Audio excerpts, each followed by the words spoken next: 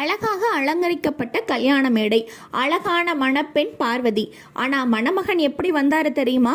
தோல் போர்த்திய உடையுடன், உடல் முழுவதும் சாம்பலை பூசிக்கொண்டு, அழகான திருமேனியுடன் உள்ளே நுழைஞ்சாராம்.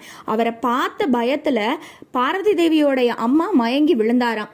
பார்வதி தேவி என்ன சொன்னாங்க தெரியுமா? நீங்க எப்படி இருக்கீங்களோ அப்படியே நான் ஏத்துக்க தயாரா இருக்கேன், ஆனா என்னுடைய அம்மாவுக்காக உங்களோட உருவத்தை கொஞ்சம் மாத்திக்கோங்களேன்னு இணங்க கேட்டாங்களாம். அதற்காக எம்பெருமான் மிகவும் அழகிய தோற்றத்துடன் உருவமானாராம். அதற்காக தான் நம்ம அவரை சுந்தரேஸ்வரன் அழைக்கிறோம். அதுக்கப்புறம் திருமணம் முடிஞ்சு கோலாகல வரவேற்புடன் கைலாயம் சென்றனர் சிவபார்வதி. எம்பெருமானும் சிவபெருமானும் அம்மையாவும் சேர்ந்து நமக்கு ஆசீர்வாதம் வழங்கிக்கிட்டு இருக்காங்க.